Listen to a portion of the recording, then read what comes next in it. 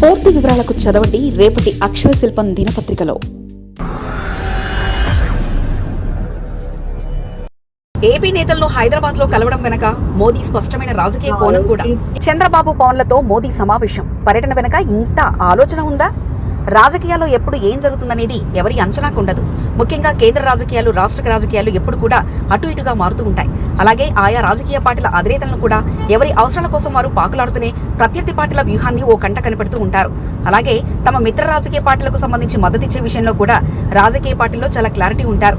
దక్షిణాదిలో కేంద్రానికి ఎటు చుక్కెదురవుతూ ఉంది. దీంతో దక్షిణాది రాష్ట్రాల్లో కనీసం ఒక రాష్ట్రాన్నైనా వెంటనే పట్టుకుందామని ఆలోచన కేంద్ర రాజకీయ బీజేపీకి ఉంది. భారతదేశంలో దాదాపు 21 రాష్ట్రాలు ఆల్మోస్ట్ బీజేపీకి అధికారంలో ఉన్నట్టే లెక్క. కేంద్రంలో అధికారంలో ఉన్న బీజేపీకి ఇక రాష్ట్రాల్లో కూడా అంతే పట్టు అధికారం ఉండడంతో వారు చెప్పిందే శాసనంగా నడుస్తుంది. ఇక దక్షిణాదిలో కూడా చాలా వరకు కొన్ని రాష్ట్రాల్లో బీజేపీకి నెమ్మదిగా పట్టు పెరుగుతుంది. అయితే అధికారం ఉండడం వేరు, పట్టు ఉండడం వేరు. ఈ క్రమంలో ఆయా రాష్ట్రాల్లో పట్టు కోసం బీజేపీ ప్రయత్నిస్తుంది. అందుకే ఏపీలోనూ అలాగే తెలంగాణలో పట్టు కోసం గట్టి ప్రయత్నాలు చేస్తుంది. ముఖ్యంగా తెలంగాణలో దక్కించుకోవాలంటే ఏపీలోని కీలక నేతలందరినీ కలిపి అక్కడ రాజకీయాలు చేయాలని కేంద్రం భావిస్తుంది. ప్రధాని నరేంద్ర మోదీ హైదరాబాద్ లో చంద్రబాబు, పవన్ కళ్యాణ్ నివాసాలకు వెళ్లడం రాజకీయ వర్గాల్లో చర్చనీయాంశమైంది. ఊరికే రారు మహానుభావులు అన్న సామెతను అనేక మంది గుర్తు చేస్తున్నారు. ప్రధాని నరేంద్ర మోదీ సాధారణంగా ఎవరి నివాసాలకు వెళ్లరు, అందరూ ఆయన వద్దకే వెళ్లి కలుస్తుంటారు.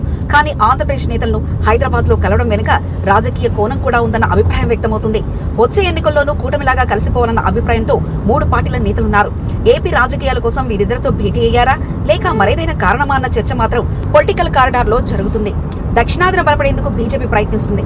అందులో భాగంగా నిన్న హైదరాబాద్ కు మోదీ వచ్చారు. కానీ తెలంగాణ బీజేపీ నేతల ఇళ్లకు వెళ్లలేదు. హైదరాబాద్ లో ఉంటున్న ఏపీ నేతల ఇళ్లకు వెళ్లడమే పలు రకాల ఊహాగానాలకు తావిస్తుంది. ముందుగానే అనుకున్న కార్యక్రమంలా ఉంది. అందుకే చంద్రబాబు నాయుడు హైదరాబాద్ లోనే ఉన్నారు. పవన్ కళ్యాణ్ శస్త్రచికిత్స తర్వాత హైదరాబాద్ లోనే విశ్రాంతి తీసుకుంటున్నారు. టీడీపీ, జనసేనలు కేంద్రంలోనూ రాష్ట్రంలోనూ కూటమిగా ఉన్నాయి.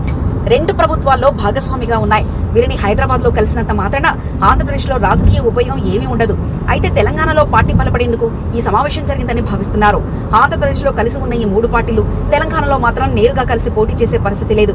తెలుగుదేశం ఓటు బ్యాంకును రేవంత్ రెడ్డి కాంగ్రెస్ వైపుకు మళ్లించగలిగారు. దానికి తిరిగి బీజేపీ వైపు తీసుకొచ్చేందుకు తెలంగాణలో మోదీ ప్రయత్నం చేసినట్లుగా కనబడుతుంది. గ్రేటర్ హైదరాబాద్ ఎన్నికల్లో కావచ్చు, వచ్చే అసెంబ్లీ ఎన్నికల్లో కావచ్చు, సెటిలర్ల ఓటర్లు కీలకమవుతాయి. అప్పుడు మోదీ వీరిద్దరిని కలవడంలో సెటిలర్లలో బీజేపీ పట్ల సానుకూల అభిప్రాయం ఏర్పడే ఛాన్స్ ఉంది. అందుకోసమే ఈ భేటీ జరిగి ఉంటుందని భావిస్తున్నారు. మరొక వైపు ఏపీలోని ఎంతో కొంత కూటమి పార్టీలు కలిసే ఉన్నట్లు సంకేతాలు పంపేందుకు వీలుంటుందన్న అభిప్రాయం కలుగుతుంది. అందుకే చంద్రబాబు నివాసంలో గంటసేపు ఉన్న మోదీ వివిధ అంశాలపై చర్చించారని తెలిసిందే.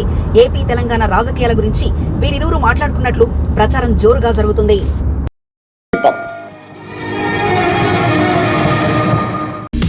పూర్తి వివరాలకు చదవండి రేపటి అక్షర శిల్పం దినపత్రికలో.